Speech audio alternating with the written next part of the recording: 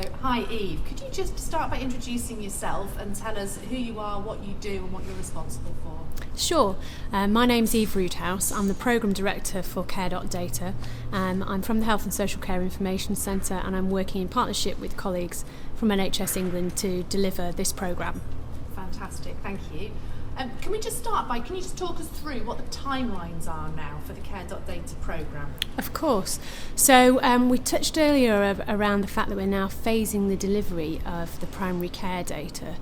So we're talking about that phasing as a pathfinder stage, and we're identifying hopefully between 100 and 500 GP practices to be involved in that pathfinder phase.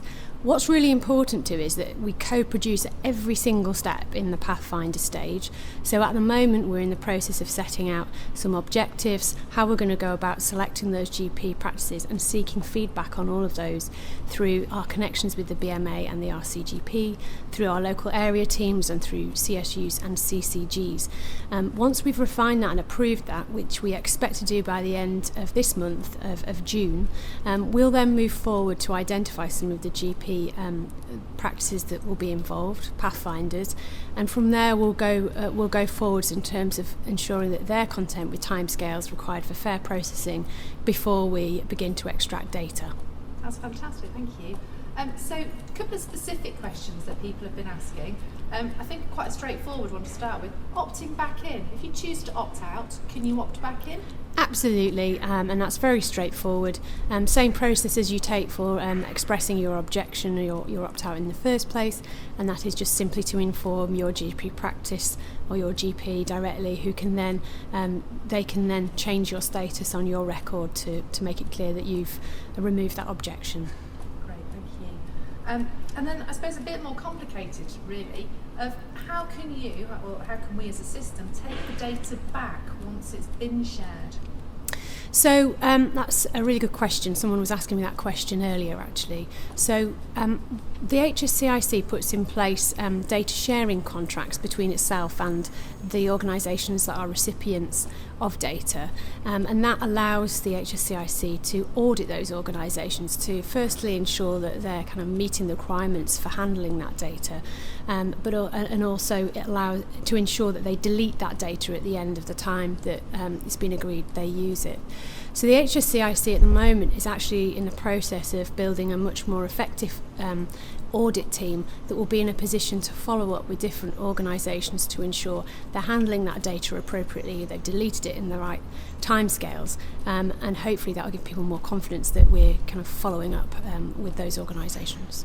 Fantastic, thank you. So I'm going to try and talk through some of the questions that we didn't have time to ask as part of the Q&A session with the panel. So these questions came particularly from the group in York, and so they were interested in why is it necessary for care.data to hold the full postcodes of NHS patients? Surely this increases the risk that drug and healthcare companies buying care.data will, by matching the care.data record with the information they can purchase in the marketplace, be able to identify individuals that have particular health conditions. And I think we've had lots of concerns about security and people wanting Absolutely. to be assured about their personal protections. Yeah. Can you just talk us through some of that? Of course. So I think to be clear, the data that will come into the HSCIC with the postcode in there so that we're able to link data across the data sets. So earlier on this morning Tim was talking about being able to link data across different care settings, about the importance of being able to understand what's happening across the NHS. So we need those identifiers so we are able to link the data across care settings. But those identifiers can then be removed before we give the data to others to analyse, and it's absolutely the intention that those identifiers will not be available initially for analysts to be able to look at. At some point in the future, people may feel that where patient consent is in place, where patients have consented for their identifiable data to be released, that data may be released to researchers. But for the data that's coming from primary care, in the first instance, that will not be the case. Thank you. So there was a data breach highlighted by the BBC yesterday where a company providing scans to GP surgeries in the north held encrypted data for some months after the breach was identified. Yeah. How's care.data going to safeguard information when it's supplied to these private companies for those sorts of purposes? So I don't think you can ever give a cast iron 100% guarantee that you can assure that every organisation you provide data to is going to follow all the rules that you set. However, there are some helpful changes that have been made. So for one thing, the legislation is helpful in the sense that where an organisation is found to be handling data outside of the terms upon which they received it, they will no longer receive data from the HSCIC. And when I say no longer, that means never in the future again will that organisation receive that data. So in hand with that, we're intending to provide a service to organisations where they can access data at the HSCIC, either physically or remotely through secure data lab technology, which will reduce the need for us to release data outside of the organisation in terms of the technology and the physical locations. So that should also encourage organisations who don't want to take the risk of holding the data or can't meet the high standards that we set to use that service going forward in the future. Great.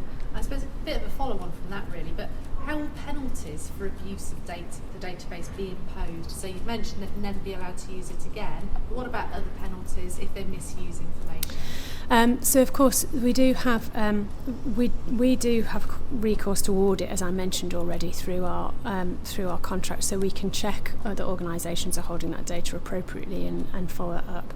But the Information Commissioner's Office has a role to play here in terms of if an organisation breaches the Data Protection Act. And of course they're in a position where they can inflict penalties on an organisation that does break the DPA. That's great.